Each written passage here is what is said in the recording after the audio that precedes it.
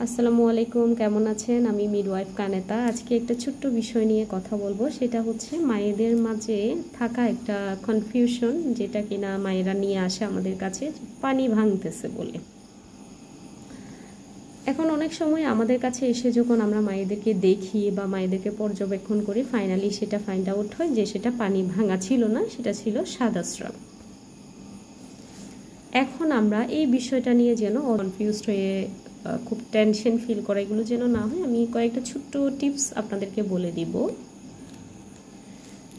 যার মাধ্যমে আপনারা নিজেরা আইডেন্টিফাই করতে পারেন যে আপনার ওইটা পানি ছিল নাকি হচ্ছে সাদা স্রাব ছিল।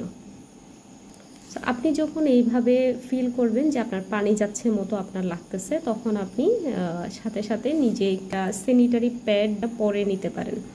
এই প্যাডটা ভিজতেছে কিনা আপনি হচ্ছে এরপরে আধা ঘন্টা থেকে 1 ঘন্টা বা 2 ঘন্টা সর্বোচ্চ আপনি সময় নিয়ে এটা চেক করতে পারেন যে আপনার কি আদৌ পানি কিনা। এই পানি এবং সাদা স্রাবের মধ্যে আপনার একটু কালারটা ডিফারেন্ট থাকে, এবং সাধারণত পানির কালারটা থাকে বলতে পারেন হালকা একটু হলুদাভ স্ট্র কালার টাইপের, আর সাদা স্রাব হলে তো সেটা তো একেবারে হোয়াইট কালার অথবা সাদা হবে। এটা লিকুইড হলে একেবারে পানির মতোই হয়, অথবা যদি আপনার দেখা যাচ্ছে আঠালো টাইপের হয় সেটাতে তাহলে বুঝতেই পারবেন।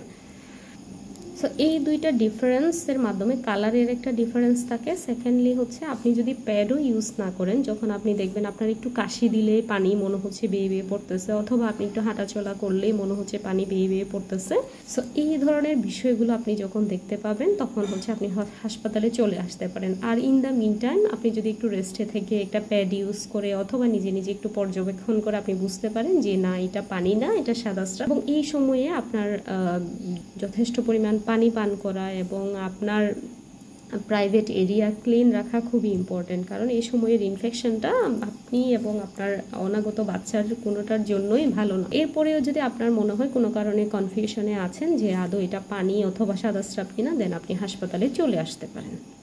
ধন্যবাদ।